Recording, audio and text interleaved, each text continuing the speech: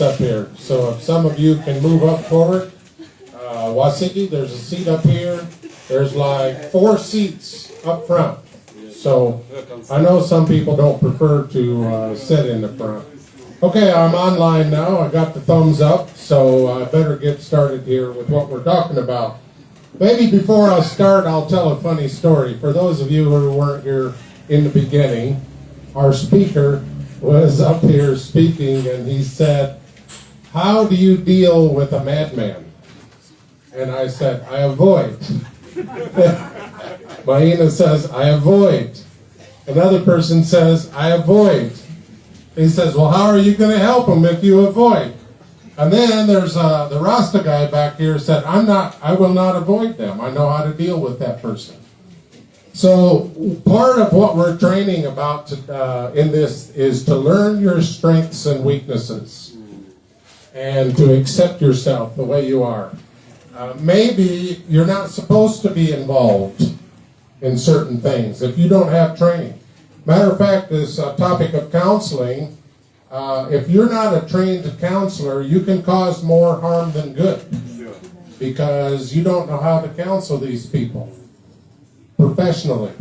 Today's topic is about honesty for success, and I'm not just talking about telling lies. I'm talking about internal honesty. So the lesson aim is to discover that personal honesty and letting go are keys to being in alignment with God. Personal honesty, I'm going to ask you a question. I'm going to write it down so you have to face it the whole time we're talking here. But what are you hiding? Is there anybody hiding something here? You really don't want other people to know about this part of your life. So I'm going to ask that question. What are you hiding? What are you hiding? Maybe you're hiding it from your spouse. You're hiding it from your children. You're hiding it from the people you work with. That's a form of dishonesty that's going to lower your energy level. We are transmitters and receivers of energy. So as we move about, and some people are very, very keen on this, it's like Pastor James said, they can observe in your face. They're very quick. They know that this person is hiding something. But that person might not know it. Now I'm going to ask you another question. What about you can't be questioned? What about you? And you can say, well, I'm not hiding anything. And anything can be questioned. But then when somebody questions you, you find out that you don't like that. What about you can't be questioned? Maybe it's your way of doing things. And you don't like to be questioned on that. So honesty is more than telling lies or not telling lies, although that's a huge part of it. And part of telling lies, I did a study on this probably 50 years ago. I was about 15. I'm telling my age here. That lying is speaking or acting in a way to deceive. Speaking or acting in a way to deceive. So sometimes you don't actually tell a lie, you just omit the truth. You don't tell the whole story. Somebody said, did you talk to so-and-so yesterday? And you say, I haven't seen so-and-so in 2 weeks. You talked to him on the phone, but you didn't see him. All right? There was an auctioneer that I used to be good friends with, and he was selling a lot of animals. And he was selling a horse one day. And the buyer, the person who was bidding on the horse, said, is the horse sound? Meaning, does it have good wind? That's what some horses have been, their wind has been broken. So the auctioneer didn't want to answer that question because he knew the answer. He said, I know the owner. He said, I'm going to let the owner answer that question. He said, you back there, you're the owner of this horse. Is this horse sound? He said, that horse is as sound as she can be. You see the deception in there? She wasn't sound, but she was as sound as she could be. Those kinds of things lower your energy significantly. And then you begin to be attracted by other people, because I've taught you that wherever your energy is, that's the kind of people you hang around. So when you practice those kinds of dishonest behaviors, and you don't want to be questioned, you don't want to be held accountable, and there's things in your life that you're hiding. As far as I know, there's nothing that I'm hiding. What you see is what you get. Obviously, I don't tell everybody everything, but I think Eunice knows everything about me. She doesn't have to worry, am I doing something or saying something behind her back that she doesn't know about? Because I don't think there is anything. Internal honesty is so important to connecting with the Spirit of God, because God is truth. The closer we get to God, the closer we get to the truth. When we get to the truth, which is up here, and we let go of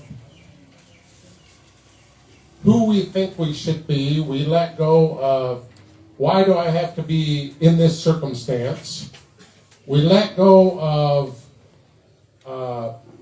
trying to control our own life, and we become very honest about ourselves, our energy level raises. And then what you find out is your predominant emotional state goes from anxiety, which we all have faced anxiety, it goes up to affirmation. Sure, there's things that happen that cause us anxiety, but I know that I'm being honest, and I know that God loves me, and I know that God is here with me. And so the anxiety doesn't control me, the affirmation from God controls me. Now sure, anxiety, we have to deal with stressors. I'm going to call them stressors in life that cause anxiety. But predominantly, you're not controlled by that. It's just, it comes and goes. But we're controlled by our affirmation that we have from God. We're controlled by the fact that I trust God. My predominant emotional state is that of trust. And you will find over and over again that people who are very distrustful normally have things in their life that they assume is in everybody else's life. And because they don't trust themselves, they don't trust anybody else. And so we project that distrust to everybody else. Because I have things hidden in my life, so I assume Wasiki has things hidden in my life, in his life.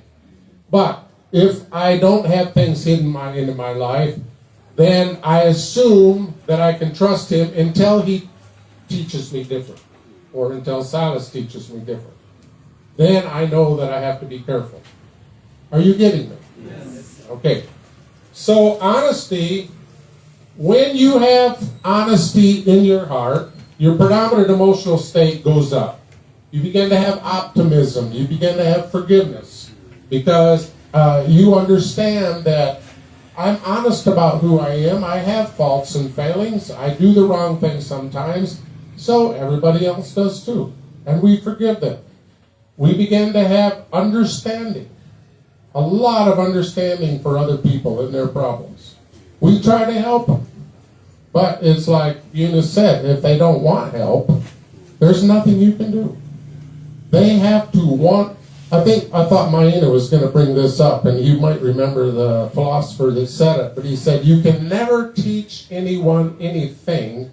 You can only help them find it within themselves. That's a big point. And when you think you're going to change somebody and they don't change, you become disappointed because you had an expectation. Disappointment always involves expectation. I expect Silas to do a certain thing. He doesn't do or say a certain thing. I'm disappointed. So it always involves expectation. So it's like we heard in our other lesson, People are not logical. We're not rational. We go by what we see often, and we go by what we feel. So when we're really honest with ourselves, we say, let me not go by my emotions, by what I see and feel, but let me go by what is true. How does God look at this? Okay, so the verse there is John 15, 26. I will send you an advocate, the Spirit of truth. He will come to you from the Father and will testify all about me. So when we connect with God, we get God inside of us, as much as we allow Him. Can you read that in Swahili? Okay, Biblia inasema hivi, Yohana 15:26. Lakini ajapo huyo msaidizi nitakayewapelekea kutoka kwa Baba, huyo Roho wa kweli atokaye kwa Baba, yeye atanishuhudia. Now, can you imagine in every situation of life, when you're stressed, when you're feeling anxious, that you have God as your advisor? To say, don't say that. Don't do that. Just wait. Let your emotions calm down. And here, I'm here to tell you, you do have God as your advisor, as much as you will listen. But if you're a controlling person, and your ego is still controlling you, you're not listening to that Spirit. You're listening to what's happening inside of you. You're listening to your ego. And I've discovered that sometimes in authoritarian religious organizations where it is based on our performance, our hope of salvation is based on our performance. Sometimes in their very, very old age, people accept Christ because they can't do anything anymore. They're no longer capable of preaching or witnessing or reading the Bible or whatever. And finally they get to that point where they say, there's nothing I can do. And some of them get into despondency. I knew of one man, he'd been a preacher for many, many, many years, and when he got to that point, he said, I don't know if I'm going to heaven or not. It was all about what he could do. And finally people were trying to convince him, well, if you can't make it, nobody can make it. You see? But he never let go of, it's about what I can do. And when we have to let go of what I can do and accept what He did for us, that is when the ego dies. I let go of what I can do and I accept what He has done for us. And then I allow Him to control me and influence me when these stressors of life happen. Number 2, confirmation bias or truth. How many of you know what confirmation bias is? I'm going to explain it to you. Confirmation bias is the tendency to seek out, to interpret, to remember, and to favor information that supports your existing beliefs. So maybe I believe that I am supposed to do something. That's deep in my belief system. I am committed to this project, even though it's not working. But I'm not honest in myself to admit that it's not working. So I ignore the truth and I seek out for information that supports what I have chosen to believe. I'm supposed to do this. So I give more favor and I seek out and I interpret what I hear from others. Maybe Pastor James is trying to counsel me, and he said, Stuart, I think there'd be a better way to do this. And so I take that as a sign that I'm supposed to continue to do it. He's trying to tell me, why don't you just stop this? Why don't you just stop this program? But because of the way he worded it, I think there's a better way to do this. Oh, yeah, I know. We need to do this. That's the only thing I hear. I'm not listening for truth. So I live in that state of confirming my bias. And so letting go of your confirmation or of your biases is very difficult. But it's very important for us to move forward in a successful life. And that's what we're talking about, is honesty for success. How many of you want to have success? Everybody wants to have success. We were talking about the child of God back there. He works with street kids. And maybe somebody wants to tell him, well, what you're doing is enabling them. So they're never really progressing in life because you're just enabling them to live where they're at. But he knows, see, that's feedback. But he knows that he has to keep them alive so that they can have an opportunity to change. But supposing in that effort to keep them alive, then they become very, very dependent to the point that when he's gone, they can no longer exist. And that's not a success.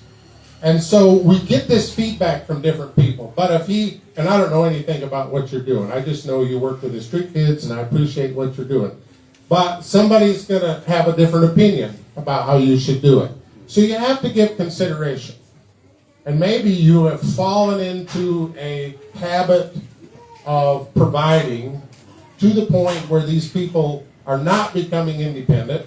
They're not becoming interdependent, where they can work together as a team, but they're only being dependent. They're dependent on you, and it makes you feel so good because all these kids come crowding around you when you come with the food.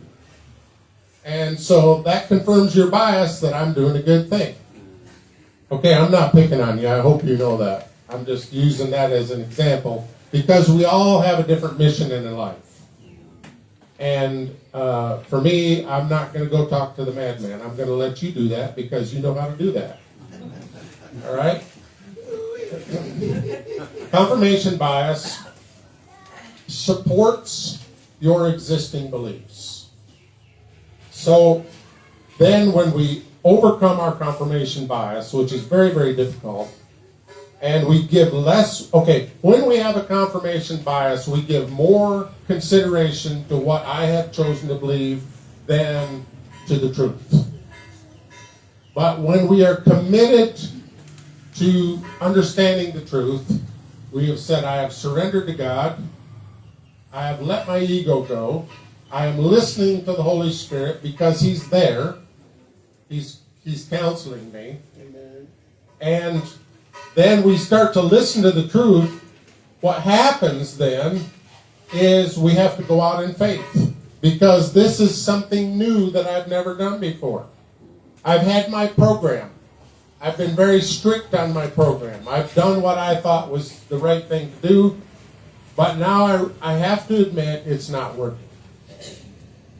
But that level of understanding is different for everybody. Some people, as soon as it starts going sideways, they understand it. Some people, it has to completely crash and burn, and they can't even find the ashes anymore before they admit this is not working. But usually, people will join things that are working, and they'll run away from things that are not working. So that's just an average, something that you can depend on. If people are joining your organization, it's probably working. You ask yourself, Silas, when you're growing maize, what's the best way to grow maize? And he's going to tell you whatever's working. If it's not working, then it's a bad way. And you have to figure out something different. You have to give it more fertilizer. You have to, if in the dry season, you have to give it water, whatever you have to do to make it work. But if it's not working, that's not a good way. So we will have to learn and need input from people who have a different viewpoint. Now that's not easy. You have to let go of your ego. You have to get out of your comfort zone to take input from people who have a different viewpoint. And what will happen is if you're not open-minded, as soon as, I've seen this over and over and over, as soon as somebody starts giving you a different viewpoint, then these people, they just talk and talk and talk and talk and talk. And they can control the conversation. They dominate the whole conversation until you can't you're just discouraged about giving your viewpoint. Blah, blah, blah, blah, blah. You know, I've been doing this, and I've been doing that, and I've been doing this, and this is working so good, and you know this other thing, and that's a way of controlling.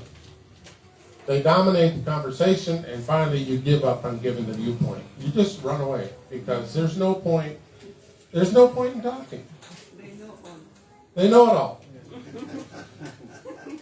Okay, so we have to learn and need, we have things to learn and need input from people who have a different viewpoint. Sometimes we have to ask for it.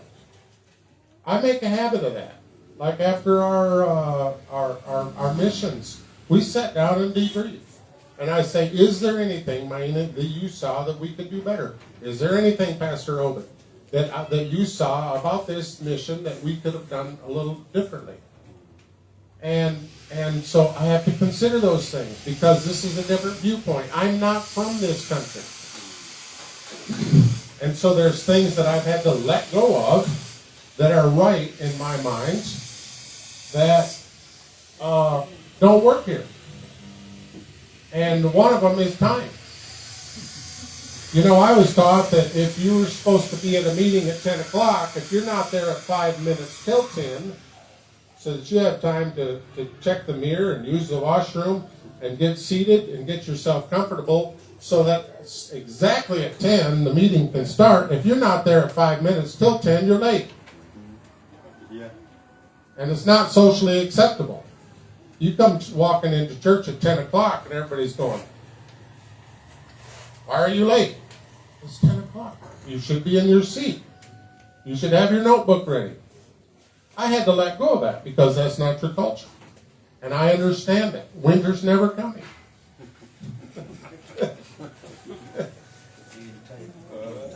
So I know that people talk about it and they try to work on it, but it's better if I don't talk about it too much and work on it because I'm one of you, but I'm not one of you, if you understand what I mean. Yeah.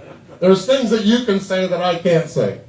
But I'm getting closer to that. People are starting to forget that I'm a Zungu. They're starting to think of me as a Kenyan. With time, yeah. And with acceptance. When we accept each other, then we can say more. And we can... John Maxwell says it this way, no one cares how much you know until they know how much you care. And so as you learn how much I care about you, then you can care how much I know. So anyway, we have to seek out people who have a different viewpoint.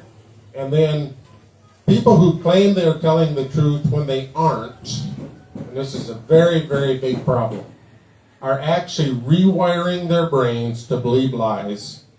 That lies are the truth and truth is a lie. So Dr. Jordan Peterson is one of the ones who teaches on that. He said, when you choose to believe something that isn't true, you begin to have a bias toward that thing. Now, the people who are speaking the truth become the enemy. Because I've chosen to believe this. Now, do you see how that twists in your brain? Until finally, good people are bad and bad people are good. Because you have chosen to believe something that's not true. Maybe you're involved in a political or a religious organization that is harming people. But you have been told this is the best organization. So you finally say, I'm going to overlook what they're doing and I'm just going to believe that this is the best one. Based on whatever. Now, anybody who speaks the truth about harming people becomes the enemy. They say, but this organization harms people. Oh, but this is the best organization. You see how that works? And so there's a twist, and I wanted to explain that because that explains the next verse. Thessalonians 2, 10 and 11, it said, he will use every kind of evil deception to fool those on their way to destruction because they refuse to love and accept the truth that will save them. So God will cause them to be greatly deceived and they will believe lies. And that's how it happens, is we choose to give more favor to our bias. than we do to the truth until we're believing a lie. Now, that's probably one of the most difficult things. It's illustrated in the Bible when these Pharisees brought the woman who was caught in adultery. They believe that they're righteous. They have their long, it's called phylacteries, their long robes with the little tassels around the bottom. And then they did some embroidery, and then they began to put on fancy hats. And so they're the righteous of the righteous, and they bring this lady caught in adultery, and Jesus, in the end, they all went away condemned. And then Jesus said, where's your accusers? And she said, there are none. And he said, neither do I accuse you, but go and sin no more. You see, so she's the only one that walked away free because she was honest. The rest of them believed, they chose to believe that I'm right because I belong to the right organization, I have on the right clothes, I do the right things, I speak the right way, I pray in public, blah, blah, blah. They all went away condemned. So you see how much God values honesty of heart. When you are I'm going to call it a bad person. If you are a bad person, but you're honest about it, you can go away with God's favor. Because you say, God, I'm not a very good person. Please cover me with your grace. But when you're still trying to promote yourself as being a good person and accusing other people, how can you be forgiven? Because you haven't admitted that you've done the wrong thing. So we have to be honest. If we're not honest, we live down here in the lower energy zone. We live in regret. We live in despair. We live in anxiety. And the way that comes out is when there's stressors. We have a purpose. We have a mission. We have a calling. And then stressors come. Anytime you have a mission, there's stressors. How do you react to those stressors? Do you become despondent? Do you withdraw? Do you say, I don't think I want to do this anymore. There's too many problems. I can't do this. Do you become aggressive? Do you yell at people? Do you make other people feel bad because they've done the wrong thing? Or do you feel empowered? I don't know what the answer is here, but I know that God's going to lead us through it. I have that confidence that God's going to lead us through it. Now, we're predisposed to have certain trauma responses, and that's completely normal. When you have a trauma response, that's completely normal. But it can teach you how to overcome your emotions and allow God's Spirit to have more control over your life. So, let's go to number 3. Why do we lie? Lying is a fear-based response to avoid negative consequences. Okay, so there can be some of these dishonest things, habits that we acquire early in life. Because we find out that if we speak the truth, we're going to be punished. And so we learn to tell lies. We learn to shade things. We learn to not tell the whole truth. But later in life, if we're going to progress and be successful, we need to take responsibility for that. We need to say, you know what? I'm not really being honest. There's things that I'm hiding. There's things that I don't want anybody to question about me.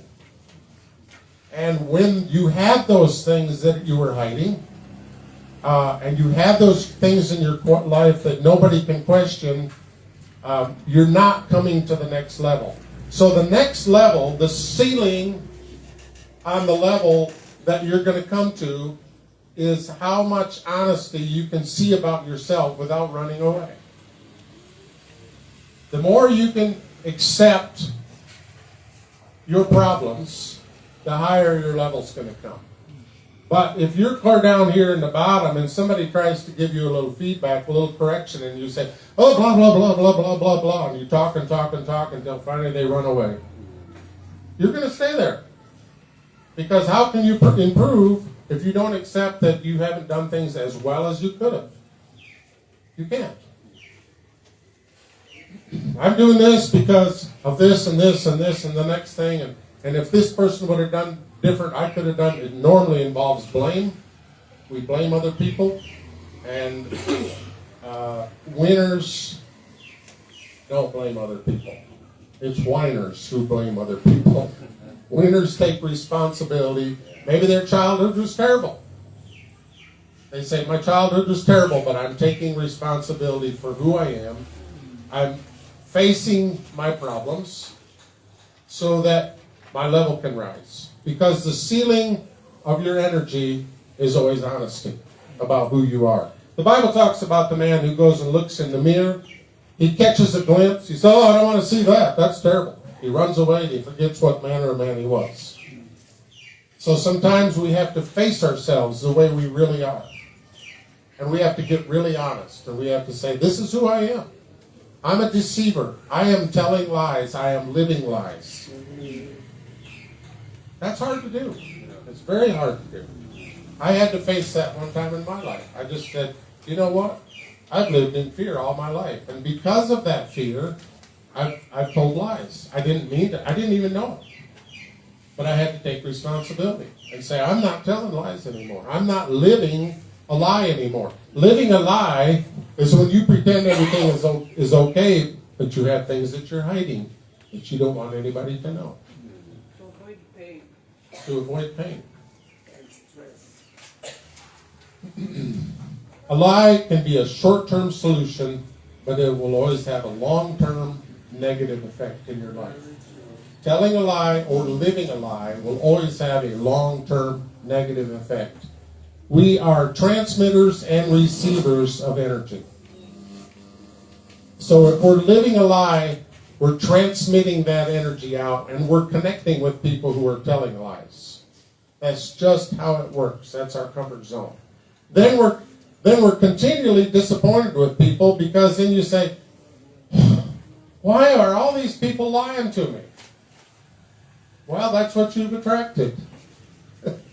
You haven't attracted honest people. Because when honest people come and talk to you, you don't listen to them. You go back to your confirmation bias. Now, are you getting the picture?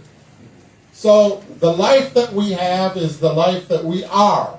Who we are is the life we give. Who you are becoming is the life that you will receive. You can't get a new life with old habits. You can't get a new life with old mindsets. You know, that even in a relationship, you have to have integrity.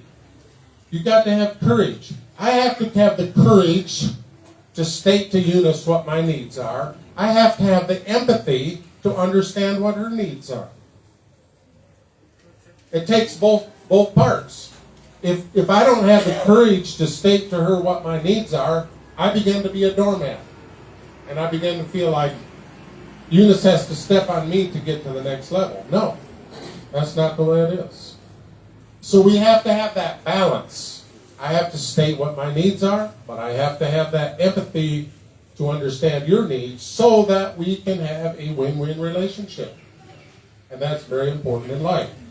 Number 4, defense mechanisms. I think I've heard that term analogy used here, so that's what I used as defense mechanisms.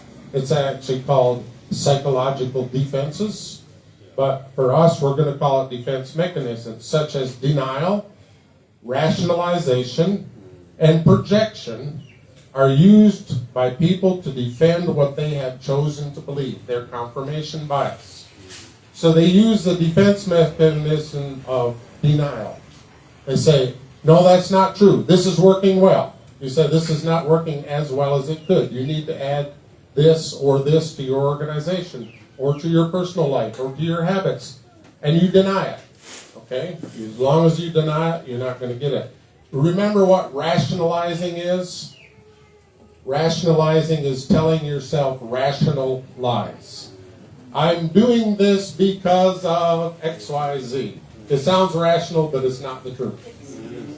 So rationalizing is telling yourself rational lies. And I think we've all done that at some point in time.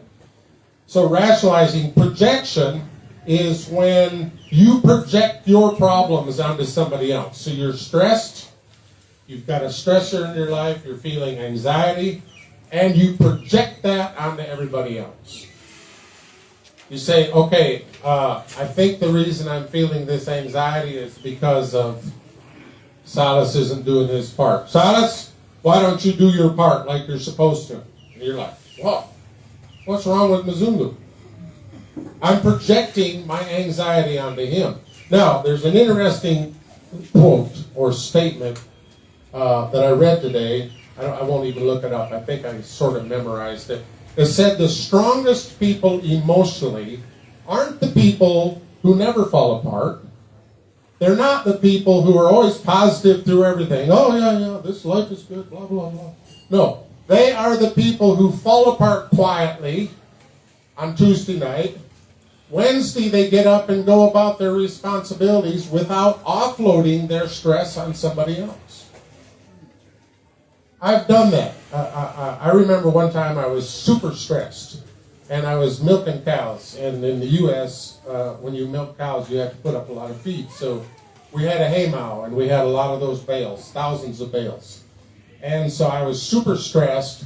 I went up there and I created a little cave.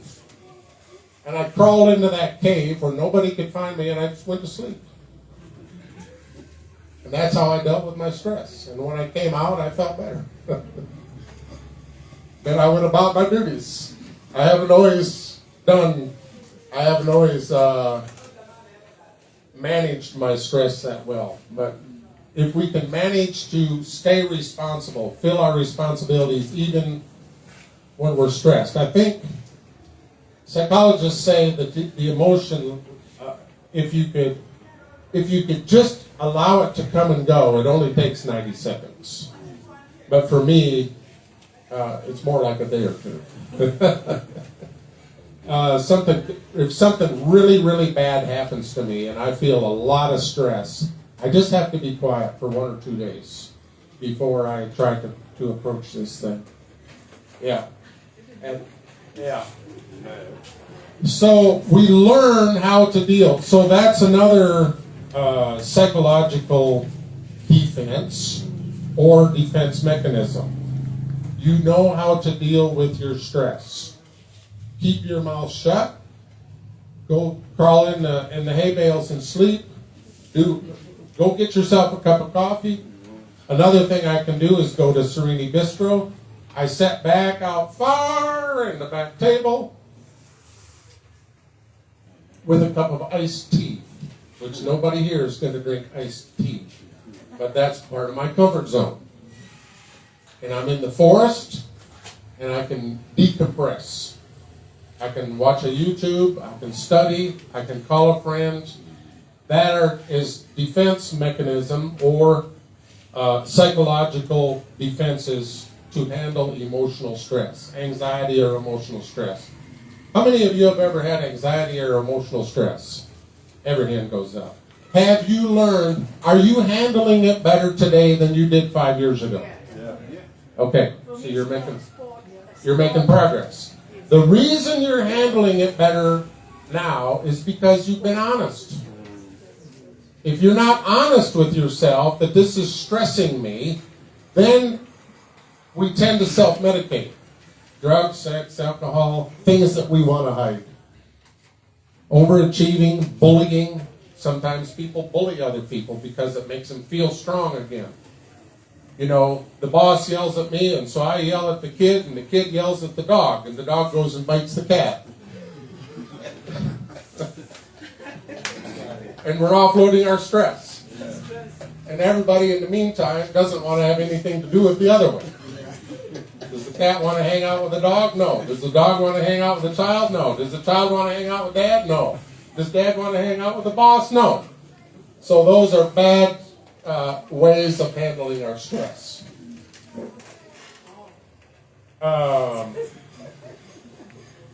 Another thing, when things confuse you, accusations come, and they're confusing.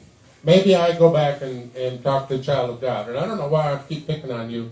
I think I need to get involved with the street kids a little bit more. I don't understand street kids. When you said I would go and talk to that mad person, I said, whoa, there's somebody I can learn something from. Because I wouldn't go talk to that mad person. And I don't talk to street kids. Because my skin color looks like a walking ATM machine. I've even found out that if I forget to wear my helmet when I'm riding motorcycle, I get more pressure from street kids because they see me. Mzungu, Mzungu, buy me lunch, Mzungu, Mzungu. You know, and it's nonstop and it causes me stress. So maybe I'm not the man for that job, who knows. But anyway, when, I got off topic there. When we are stressed and when we have confusion, that's not coming from God. God is not the author of confusion. 1 Corinthians 14:31. For God is not a God of confusion, but of peace, as in all meetings of God's holy people. So if our unconscious, a lot of these coping styles are unconscious.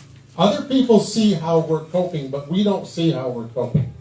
So if our unconscious coping styles cause ongoing distress, if they impair functioning, if you can't do your job properly because you have stress, if they harm relationships, we should consider seeking help from a mental health professional. Because there's something that you're not seeing about your life, that somebody else can help you. And they can lead you to it. I have a trauma counselor in the U.S., and this can be a process. You don't just tell somebody, well, the problem is this and this and this. You lead them until they say, I think I have a problem with X, Y, Z. And then you don't agree with them. You just say, okay, what makes you think you have that problem? And they say, well, because when I'm stressed, I normally do this and I do that and I do that. Okay, well, if that were true, would there be a better way to handle that stress? We don't just tell people, we lead them to the answer. The best we... So you have to be trained. You don't just go to anybody with a deep problem. Okay, number 5. Some people refuse to be held accountable for their wrong ideas or outright lies, and they will become aggressive in defending their beliefs. And I have an acronym here, and I'm going to use Silas as my example. It's called DARVO. DARVO stands for deny, attacked, and reverse victim and offender. So, supposing I asked Silas, did somebody criticize my teaching style? I'm asking an honest question, right? But he feels threatened.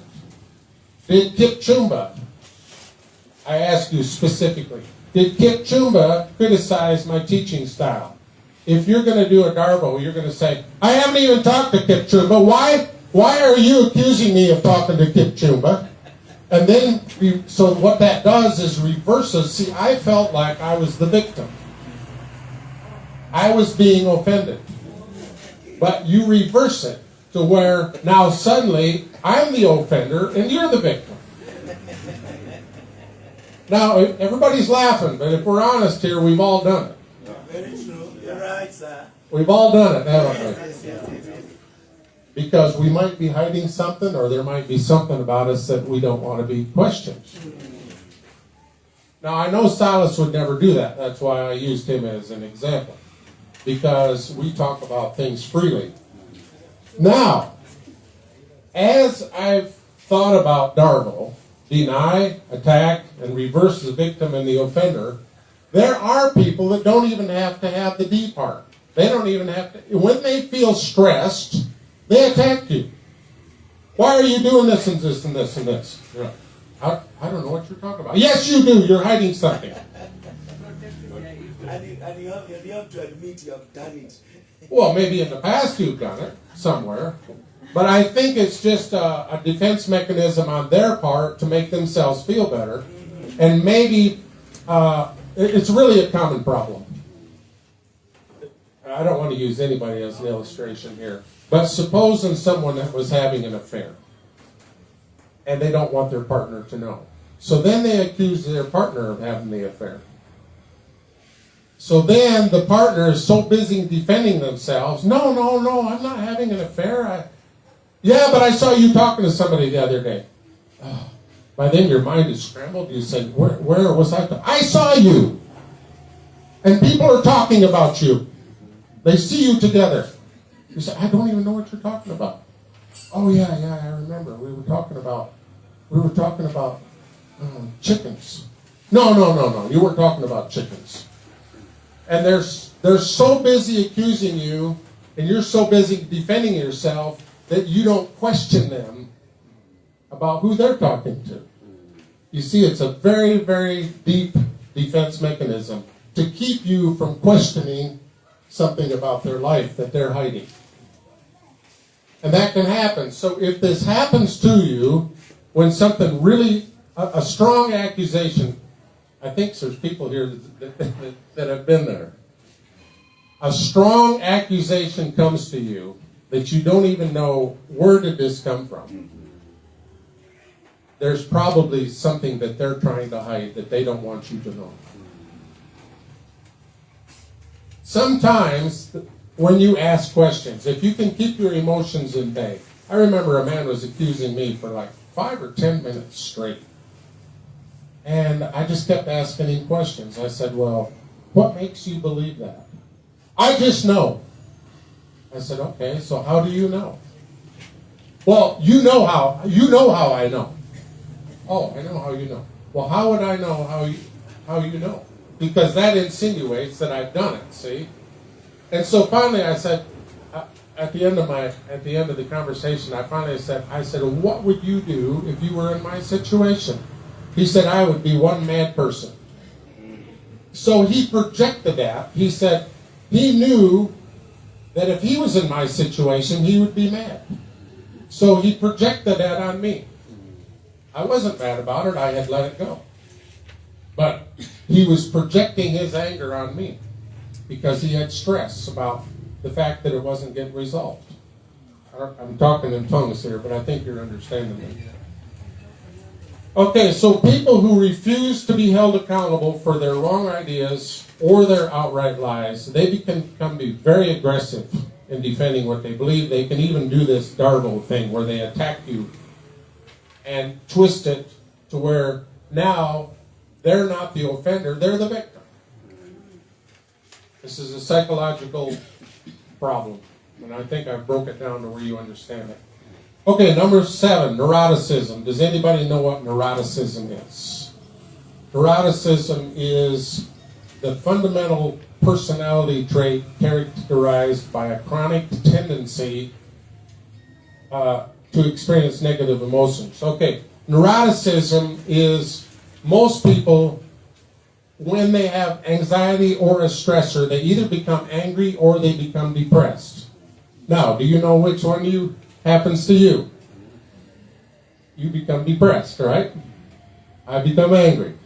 But if my anger isn't going to work, then I'll become depressed. So once we understand our neuroticism, how we normally react to anxiety and stressors and disappointments, then we can, that's honesty. I normally react this way. My trauma response is one of these things. Once you become honest about how you react, then you can correct it. Maybe your neuroticism is to get on the phone and gossip. You know that Pastor James, he did this, blah, blah, blah, blah, blah, blah, blah, blah, blah. And he's such a terrible person, and we love him to death, but he's stupid. Sometimes he's just stupid. And the other person is feeding it back to you. Oh yeah, I know somebody like that. Yeah. And so you offload your stress by gossip. There's people who do that. And other people who love gossip, you find each other. That's the energy. Is that not true? Yes. It's true. All right, so self-awareness. At the bottom of that, do you go, oh, okay, let's just finish it up. neuroticism such as anxiety, depression, withdrawal, anger, or emotional instability, maybe crying. Or maybe sometimes you do a variety of things. You become angry, the people don't do what you want them to do, so you start crying. They still don't do what you want to do. And so you become depressed. See, it's all about trying to be in control. It's all about trying to get what you want. Ask yourself how you respond to stressful situations. Self-awareness / truth is a key to improving. This process of being a Christian is a process. And the level you rise to is relevant to how much truth you can understand about yourself without running away. You say, God, that's the truth. Let me fix that problem. God, that's the truth. Help me fix that problem. This is not like a light switch. You become a Christian, you flip the light switch and everything's perfect. No, this is a process. But now you have the power. You're connected to the power source to help you improve. Where before, you weren't connected to Christ by faith, you didn't have the power. You saw the problem, but you didn't have the power.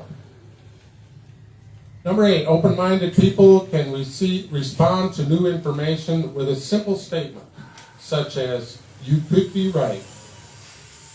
Maybe Silas gives me a feedback that I have never thought about. My first response is, no, that's not right. I've closed my door to understanding what he's trying to tell me. I can change that and say, instead of saying, that's not right, I could say, I've never thought about it. You could be right. That begins to open the door so that I can see what he's trying to tell me. But some people keep that door slammed shut. You try to tell them something, that's not right, blah, blah, blah, blah, blah, blah, blah. You don't understand. Okay, fine. Is he going to open the door anymore? No. So instead, we look at each other and you say, I've never thought about that. You could be right. That's a different viewpoint. Keep that one in your toolbox. When somebody tells you feedback, just say, you could be right. That's not saying you are right, but you could be right. Or between the two of us, we could find a better way to do this. You could be right. Number 9, we are transmitters and receivers of energy. To find a better life, raise your energy by accepting more truth and finding your God-given purpose. So we're transmitters and receivers of energy. Wherever you're at on this energy scale are the people that you're going to attract. So if you start saying, why am I attracting all these liars? That's an indicator. Why am I attracting all these controlling people? There's an indicator. Why am I attracting all these gossipers? Oh, maybe it's what I am. Why am I attracting people who inspire me? Oh, maybe I'm inspiring. Maybe they like to hear me talk. You see, this is good and bad. Why am I attracting a team that wants to work with me? Oh, maybe there's something that's working here. Okay? We have to ask, we get the life that we attract. We're transmitting and receiving energy all the time. So who you are is what is the life you get.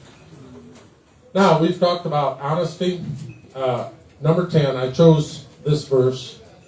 Number 10, 2 Corinthians 10:5. Casting down imaginations and every high thing that exalteth itself against the knowledge of God, and bring into captivity every thought to the obedience of God. One of the prior speakers says, we are what we think. We are what we think about. So if I allow a lot of negative thoughts and confusing thoughts, we become that. But by the power of God, we can cast those down. And we are instructed how to think. Think on things that are true. Think on things that are lovely. Think on things that are of good report. Think on all these things so that it will change your attitudes and it will change your habits. And you will raise your energy level and find a new group of people that help you fill your purpose in life. Sometimes in life, a door slams shut and we're left with anxiety. We're saying, now what do I do? What do I do? What do I do? Because suddenly this thing that I thought I was supposed to do has ended. I remember a guy who was who had a business, and somebody took advantage of the business, and the boss blamed this person. It wasn't really his fault. He said, now what do I do? But suddenly the door opened for something else. But if he would have hung on and said, no, this is what I do. If he would have kept arguing to the boss, no, I didn't make the mistake. It was this customer that did the wrong thing. Would he ever get a new job? No. So we let go. We let go. And we look for truth. May God bless you. Amen.